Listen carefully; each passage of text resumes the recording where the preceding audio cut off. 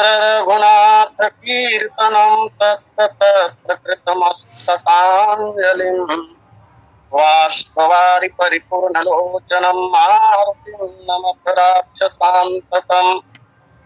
गोविंद मेरी यह प्रार्थना है, भूलूं न मैं नाम कभी तुम्हारा, निष्काम होके दिन रात गाऊं।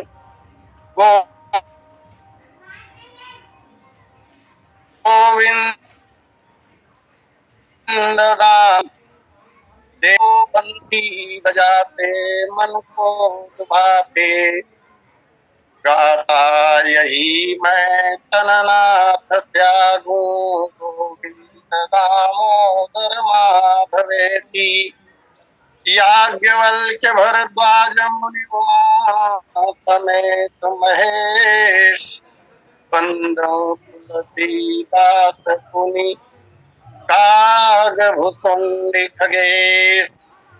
सिया मांडवी उर्मिला श्रुति कीरति बरबाम, चार ललन चारो लली तुलसी करत प्रणाम। जानकी जीवनम वंदे मांडवी प्राणवल्लभम, उर्मिला रमणम वंदे कीर्तिकांतम नमाम्यहम्। प्रभु अवतार कथा पुनि गाई, तब से सुचरित कहसि मन लाई। नांदी मुख सराध करी, जात कर्म सब कीन्हा। हाटक धेनु बसन मन दीप विपन दीन।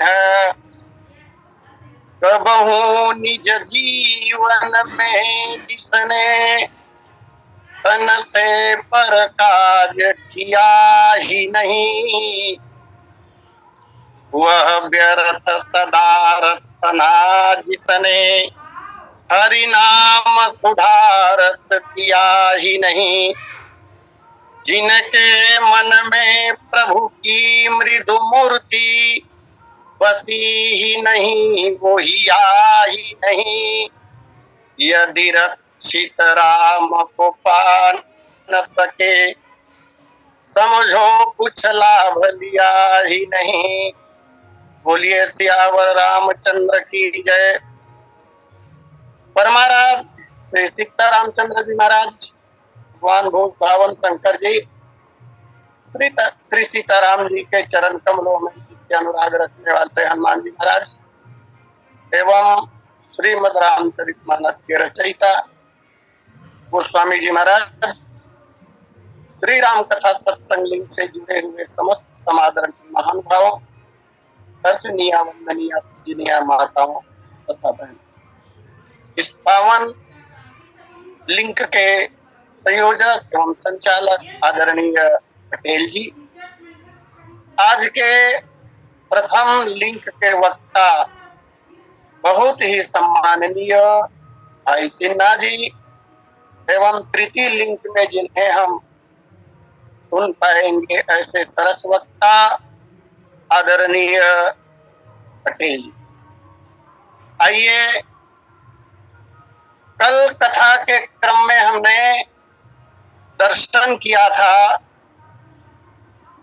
बालक राम का जात कर्म संस्कार संपन्न हो रहा है। 16 प्रमुख संस्कारों में से गर्भाधान से लेकर यह चतुर्थ क्रम का संस्कार है और जन्म के पश्चात पहला संस्कार ही माना गया है। कल चर्चा यह हो रही थी कि चक्रवर्ती जी महाराज सचैल स्नान करके आए, जात कर्म की सारी तैयारी, अभी नालक छेदन शेष है। महाराज चक्रवर्ती जी ने पहले ही मना कर दिया था कि बालक की नाल न काटी जाए। इसके पश्चात जब महाराज आए तब सील जो धोई हुई होती है उसमें जौ और चावल को पीसा जाता है। सील पत्थर की होगी लेकिन पीसने के लिए जो लोढ़ा होता है वो लोहे की होती है। किसी विशेष ब्रह्मचारी या कुमारी कन्या या गर्भवती या विद्वान ब्राह्मण इनमें से किसी के द्वारा चावल और जौ पीसी जाती है और उस चूर्ण को अंगूठे और अनामिका से लेकर मंत्र पढ़ते हुए बालक की जीभ पर मला जाता है। पश्चात मधु और घृत विषम भाग में मिलाकर सोने के पात्र में रखकर बालक के जीभ में 4 बार लगाया जाता है। पश्चात कुश और जल से बालक का प्रोक्षण होता है और इसके पश्चात जो आचार्य होते हैं वे बालक के दाहिने कान में 8 कंडिकाओं का वाचन करते हैं। वेद मंत्र ही है। इन कंडिकाओं को बालक के दाहिने कान में सुनाने के पीछे जो उद्देश्य होता है वो है बालक के लिए दीर्घायु की कामना। षोडश संस्कार विधि नामक ग्रंथ में ये सारी कंडिका उद्धृत की गई है। अस्तु बालक राम के लिए भी आचार्य ने दीर्घायु की कामना की। इसके पश्चात जो महत्वपूर्ण बात आती है जात कर्म के संदर्भ में वो ये है कि माता अपनी दाहिने स्तन को धोकर नाल और बालक के ऊपर डालती है। तत्पश्चात गणेश आदि का पूजन होता है और एक छोटा सा हवन का प्रावधान है। सरसों, पीपल और घी की आहुति दी जाती है। इसके पश्चात बालक के नाभि से लगा हुआ जो नाल होता है उस नाल में भगवान शिव के मंत्रों के साथ धागा बांधा जाता है और धागा बंध जाने के पश्चात फिर सोने की छुरी का पूजन होता है और पूजन के पश्चात स्वर्ण की इस छुरी से नवजात का नाल काटा जाता है। ऐसा वर्णन प्राप्त होता है कि भगवान श्री रामचंद्र जी महाराज का नाल छेदन करने के लिए रूप बदलकर विद्या की आदि देवी भगवती सरस्वती ही पधारी थी। उन्होंने ही श्री राम का नाल छेदन किया। अभी तक नंदी मुख श्राद्ध की चर्चा हुई और जात कर्म, ये दोनों प्रसूतिका गिरी में ही संपन्न होते हैं। जात कर्म और नाल छेदन के संबंध में शुक्ल यजुर्वेद की शाकी कर्मकांड प्रदीप इस ग्रंथ को ही निर्णय सागर कहा जाता है। वहां जात कर्म के संबंध में ऐसा वर्णन प्राप्त होता है जो बातें आपसे निवेदन की गई कि बालक के जन्म के समाचार को सुनते ही सचैल स्नान पिता को करना पड़ता है। नाल छेदन के लिए समय निर्धारित है।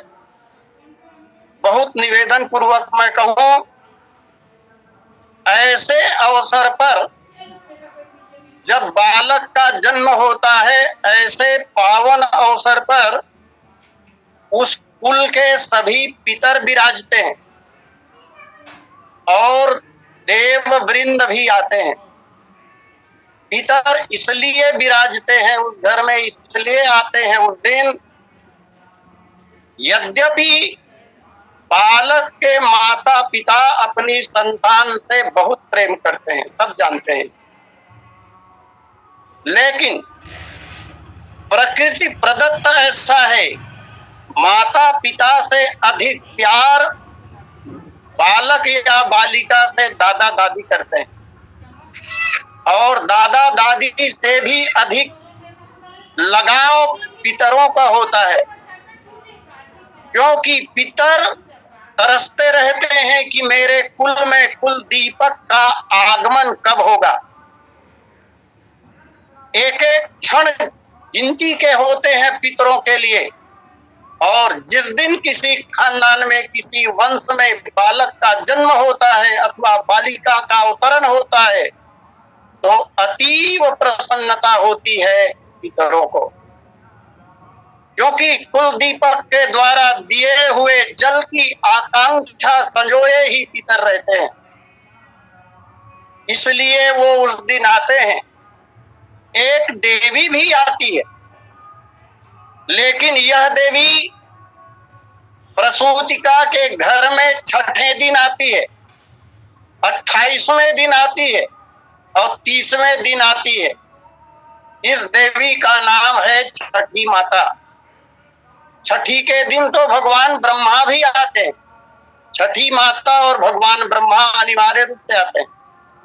ये छठी माता गर्भस्थ शिशु की संरक्षिका देवी होती है। ये देवी भी बहुत प्रसन्न होती है। आइए, बालक राम का जात कर्म संस्कार संपन्न हुआ। भगवान का नालद छेदन जिस समय हो रहा था, हमने ऐसी कथा सुनी है, माता सरस्वती ने नालद छेदन किया। दशरथ जी से उन्होंने अपना नेग मांगा। नालद छेदन करने वाले को कुछ नेग देने की प्रथा है। सरस्वती ने अपना नेग मांगा और नेग में उन्होंने, कहा जाता है कि साड़ी मांगी। महाराज दशरथ नई नई साड़ियों का ढेर लगा दिए, लेकिन उनमें से एक भी साड़ी पसंद नहीं किया। और तब सरस्वती माता ने, यहाँ भाव प्रधान है, त्रिभुवनपति का अवतरण हुआ है, इसलिए माता सरस्वती ने निवेदन किया महाराज जी से, चक्रवर्ती जी, मुझे साड़ी तो नेग में वो चाहिए जिस साड़ी को पहने हुई अवस्था में प्रसूता कौशल्या ने श्री राम को जन्म दिया। नालद छेदन सोने की छुरी से, इस पर शास्त्रों का नियम है, जब तक कमल नाल में रक्त प्रवाहित हो रहा हो, तब तक भूल कर भी नालद छेदन नहीं की जानी चाहिए। उसका कारण ये बताया ग्रंथों ने कि यदि नाल की डंडी में खून प्रवाहित हो रहा है, तो इसका तात्पर्य है कि वह अभी काटने योग्य नहीं है। और ऐसी दशा में जब नालद छेदन कर दी जाती है, तब नवजात को बहुत पीड़ा होती है। और ऐसे बालक ही कमजोर हृदय वाले होते हैं, कमजोर दिल वाले होते हैं ऐसे बालक।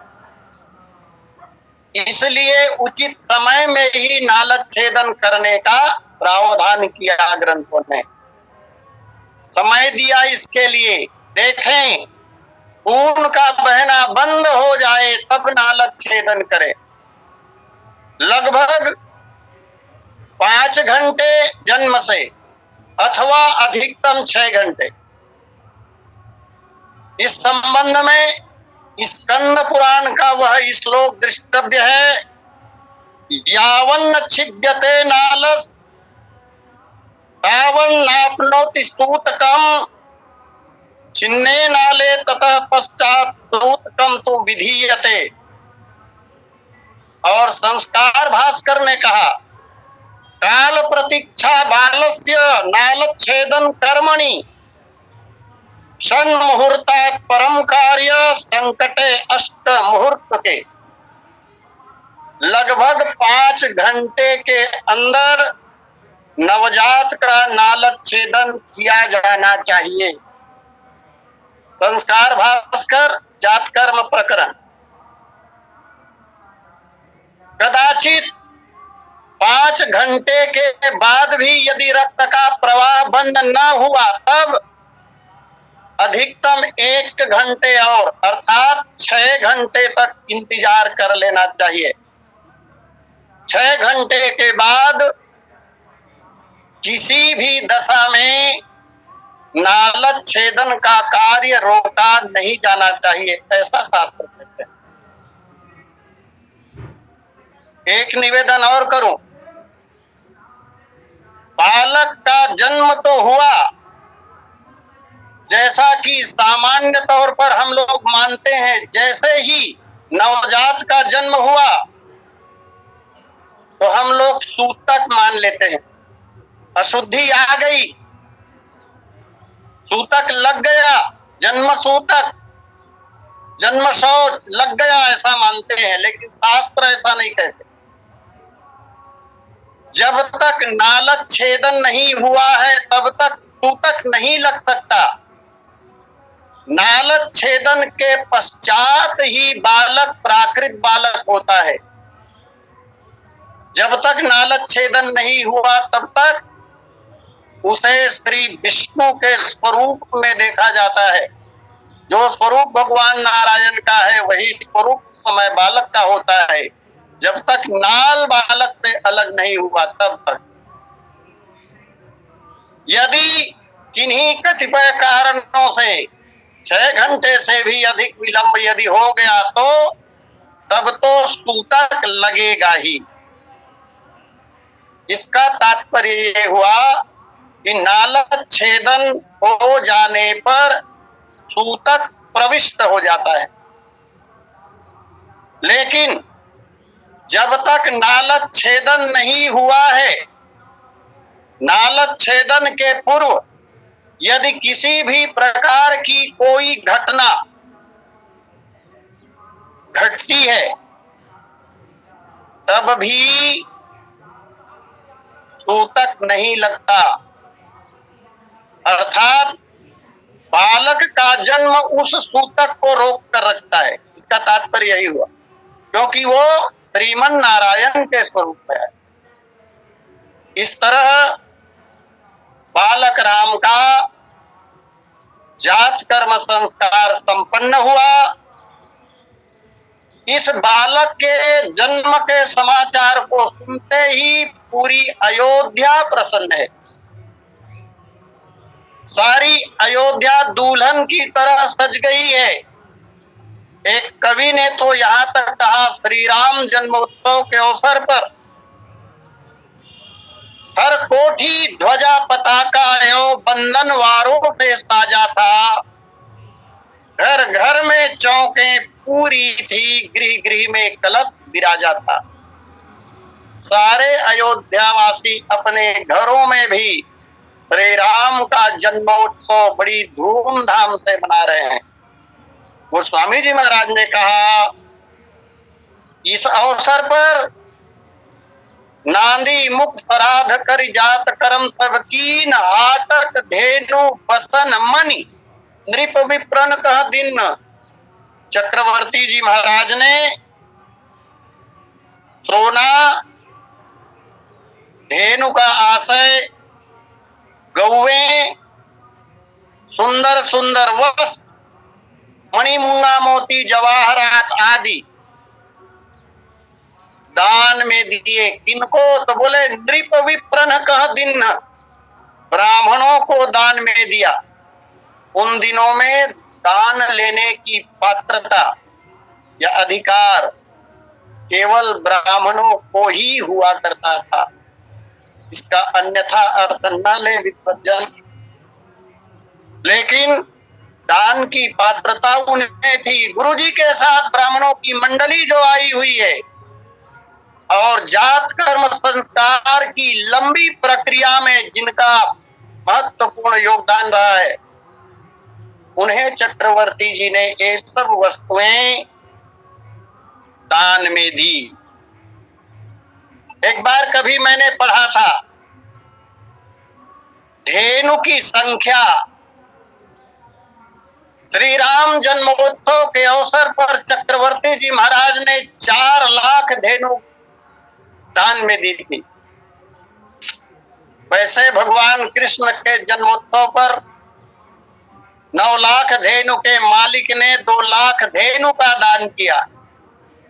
बाबा नंद ने 2 लाख गायें दान में दी थी।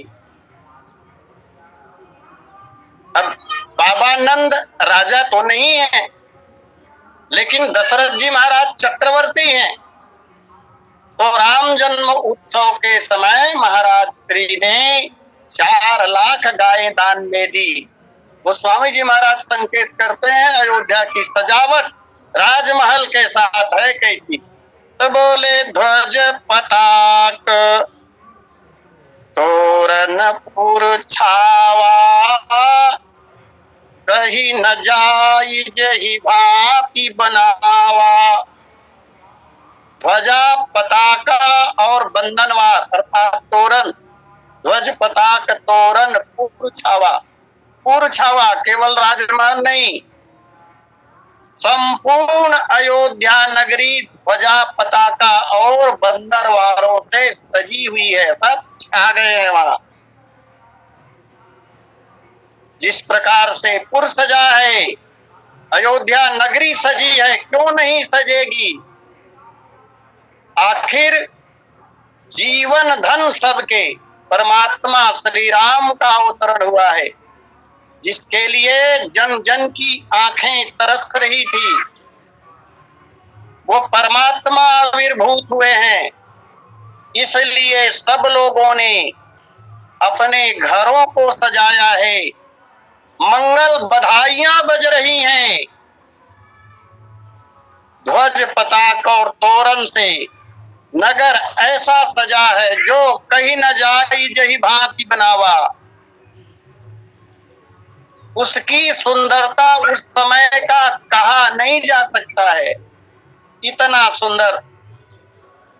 इधर चक्रवर्ती जी महाराज पुत्र जन्म का समाचार सुन करके आपने देखा मानो ब्रह्मानंद को प्राप्त कर चुके हो, परमानंद में डूब ही गए थे।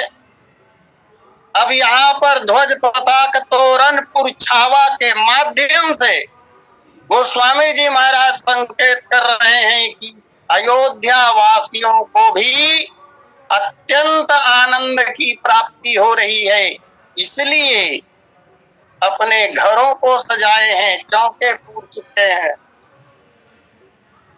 और गोस्वामी जी महाराज ने गीतावली में स्पष्ट रूप से लिखा भी, मणि तोरण बहु के तु पताकनी पूरी रुचिर कर छाई। ध्वजा और पताका में थोड़ा अंतर है। होते हैं दोनों कपड़े के। मुलायम कपड़े की ध्वजा और पताका अच्छी फहरती है, इसलिए मुलायम कपड़े से ध्वज और पताकाएं बनाई जाती है। ध्वज उसे कहते हैं जिसमें कोई ना कोई विशेष चिन्ह होता है, वो ध्वजा कहलाता है। पताका के लिए चिन्ह का होना आवश्यक नहीं है। दोनों की ऊंचाई के लिए डंडे अलग अलग नाप के होते हैं। ध्वजा का जो डंडा होता है वो 5 हाथ का कहा गया है और पताका का डंडा ये 7 हाथ की होती है। गोस्वामी जी महाराज ने सुंदर वर्णन किया है अरण्य कांड में वहां ध्वज और पताके के संबंध में तुलना कर रहे हैं गोस्वामी जी महाराज। कदली ताल बर ध्वजा पताका और देखी न मोह धीर मन जाका। ध्वजा के लिए कदली अर्थात केले का पेड़ चुना गया और पताका के लिए ताड़ का वृक्ष कहा गया। केले की तुलना में ताड़ का वृक्ष ऊंचा होता है। इससे संकेत मिलता है कि ध्वजा की तुलना में पताका ऊंची होती है। ध्वजा और पताका पर जैसे ही दृष्टि जाती है एक विशेष भाव का संचार मन में होता है, ये सब लोग जानते हैं। सामान्य तौर पर राष्ट्रीय ध्वज भी जब फहराया जाता है, वो ध्वज है तिरंगा जिसे कहते हैं, अशोक चक्र का चिन्ह होता है उसमें, और जिस समय वो पताका फहरती है, वो ध्वजा फहरती है, राष्ट्रीय ध्वज जब फहराया जाता है, हवा के झोंके से जब ध्वज लहराने लगता है और उस समय यदि ध्वज को देखा जाए तो राष्ट्रीय भावना जागृत होती है। ध्वजा और पताका का अपना विशेष महत्व है और इसीलिए आज भी जब रामायण सम्मेलन का आयोजन होता है, हमने कई जगह देखा है मानस ध्वज फहराया जाता है। मानस ध्वज हनुमान जी महाराज का चित्र जिसमें अंकित होता है और उसे देखने से प्रेम और भक्ति का संचार होता है। ये ध्वज और पताका अलग अलग रथियों के, महारथियों के, अर्धरथियों के, अतिरथियों के रथों में भी विराजमान होते हैं और जब ये चलते हैं तो दूर से इनकी ध्वजा और पताका को देखकर समझ में आ जाता है कि ये रथ किस महाराज का है, रथ में कौन आ रहे हैं, क्योंकि सबके रथों के ध्वजा और पताका अलग अलग होते हैं। ध्वजा में चिन्ह अलग अलग होता है। जैसे भगवान शंकर का जो ध्वज है उसमें वृषभ का चिन्ह होता है, इसलिए भगवान शंकर को वृष के कहते हैं। इस तरह का वातावरण निर्मित है श्री अयोध्या जी में और इस दृश्य को जब देवताओं ने देखा, देवलोग, तमाम देवता लोग तो आए हुए थे पहले से ही, जब भगवान का अवतरण नहीं हुआ था। गर्भ स्तुति देवताओं ने की, जहां गोस्वामी जी महाराज ने लिखा सुर समूह विनती करी पहुंचे निज निज धाम, इस पर चर्चा हो चुकी है। वे देवता लोग इस क्षण का बेसब्री से इंतजार कर रहे थे। छा गए अवध मंडल के आकाश में और वहां से देवता लोग अपनी सेवा भगवान को समर्पित कर रहे हैं। तब गोस्वामी जी महाराज ने कहा सुमन वृष्टि आकाशते होई, ब्रह्मानंद मगन सब लोई। सुमन, फूलों की झड़ी कर दी देवताओं, वर्षा हो रही है, लगातार फूल बरस रहे हैं आकाश से। देवता अपनी प्रसन्नता की सूचना मानो दे रहे हैं, सेवा का संकेत कर रहे हैं कि हे परमात्मन, बहुत दिनों से हम उस आतताई रावण से त्रस्त थे, संत्रस्त थे महाराज। आपको हम लोगों ने पुकारा था, आपने वचन भी दिया था और उस वचन का पालन करने के लिए सत्य संध प्रभु आज अवतरित हुए हैं। अब हमारे दुख दूर हो जाएंगे, चिरकाल से जिसे हम झेल रहे थे। हे प्रभु आपकी जय हो। सुमन वृष्टि आकाश ते होई, ब्रह्मानंद मगन सब लोई। सब लोग ब्रह्मानंद में डूब गए हैं। उस दृश्य का स्मरण किया जाए, कैसा लगा होगा अयोध्या के लोगों को जब देवताओं ने सारी अयोध्या में फूलों की बरसात की हो। उस सुख को तो वही जान सकता है जिन्होंने देखा है। एक निवेदन करो, यद्यपि भगवान श्री रामचंद्र जी महाराज का जन्म नवमी तिथि मधुमास पुनीता शुक्ल पक्ष अभिजित हरि प्रीता चैत्र शुक्ल नवमी को हुआ, लेकिन वास्तविकता तो ये है इस अंतर्यामी परमात्मा का अवतरण सारे ब्रह्मांड में रोज हो रहा है और प्रतिक्षण हो रहा है। प्रतिक्षण भगवान का अवतरण हो रहा है, क्योंकि श्री रामचंद्र जी महाराज की कथा क्षण प्रतिक्षण दुनिया के किसी न किसी कोने में निरंतर गाई जा रही है। और जब निरंतर गाई जा रही है तो राम जन्म का जो प्रकरण है वो कहीं ना कहीं चल ही रहा है। हमारे लिए भी इस कथा की सार्थकता तो तब होगी जब हमारे हृदय में भी परमात्मा राम का अवतरण हो जाए।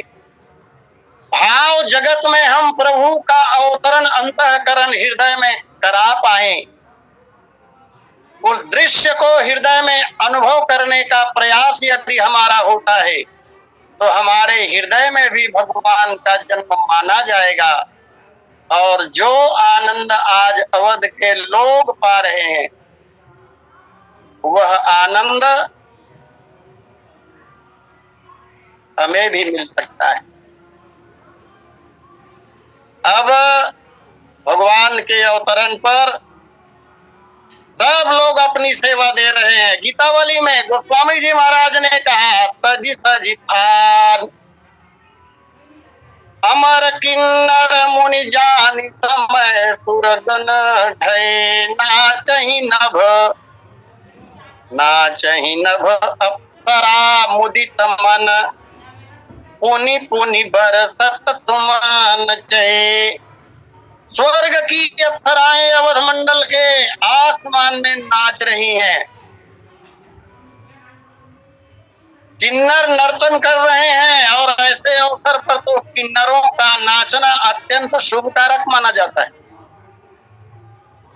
बार बार फूलों की वर्षा हो रही है। कारण क्या? कारण यही है कि ब्रह्मानंद मगन सब लोई। उस उत्सव में जितने भी लोग शामिल हुए सब ब्रह्मानंद में डूब गए। ऐसा होगा भी क्यों नहीं, क्योंकि ब्रह्म का आविर्भाव हुआ है। ब्रह्म के आविर्भाव से संपूर्ण प्रजा में ब्रह्मानंद का भी आविर्भाव हो गया। और इसका कारण था भगवान के चरणों में प्रेम का होना। ऐसी स्थिति जब अयोध्या की बनी तब गोस्वामी जी महाराज ने कहा, बोले वृंद वृंद वृंद वृंद मिली चली लोगाई, सहज श्रृंगार किए उठिधाई। अयोध्या की ललनाएं, अयोध्या की महिलाएं, अयोध्या की स्त्रियां झुंड के झुंड मिलकर बालक राम का दर्शन करने के लिए चली। ऐसे अवसर पर नवजात का दर्शन करना ही चाहिए। जा रही हैं राजमहल में जा रही हैं, लेकिन वैसे तो श्रृंगार करके जाना चाहिए। लेकिन श्रृंगार करने का अवसर नहीं है, जल्दबाजी है, जल्दी से जल्दी, क्योंकि अनुभव हो रहा था ब्रह्मानंद की प्राप्ति जब हुई, ऐसा अनुपम आनंद जब उन लोगों को मिला तो सब लोगों ने जान लिया कि जीवन में कभी ऐसा आनंद नहीं मिला था। बात विशेष है, इसलिए एक क्षण गंवाए बिना जितनी जल्दी हो सके राजमहल पधारना चाहिए। सब के सब एक साथ घर से निकल रहे, कुछ लोग पीछे भी रह गई हो, लेकिन जो महिलाएं पीछे रह गई थी यही संकेत कर रहे हैं इस पंक्ति में गोस्वामी जी महाराज। बोले वृंद वृंद मिली चली लुगाई, लुगाई अपने अपने घरों से जब निकली तो इनका वृंद अर्थात झुंड बन गया। झुंड से ऐसा लगता है कि अपने अपने वय वाली महिलाओं का झुंड बना होगा। जो हल्के उम्र की वधुएं रही होंगी उनका दल अलग बना होगा, जो सास बन चुकी थी उनका झुंड अलग बना होगा, वृद्धा माताओं का झुंड अलग बना होगा। ये सहज श्रृंगार में ही आगे कह रहे हैं कि ये ऊठी धाई जो पिछड़ गई थी वो इस आशंका से आवाज हुआ होगा गलियों में जब झुंड बनी तब, अब कोई महिला घर के अंदर पिछड़ गई है, आवाज सुनाई दे रही है बाहर से। उन्होंने सोचा होगा मैं तो पिछड़ गई, और इस तरह सब लोग जब राजमहल में पधार जाएंगी तो वहां बड़ी भीड़ हो जाएगी, और जब भीड़ हो जाएगी तो पता नहीं अच्छी तरह से बालक का दर्शन हमें हो या ना हो।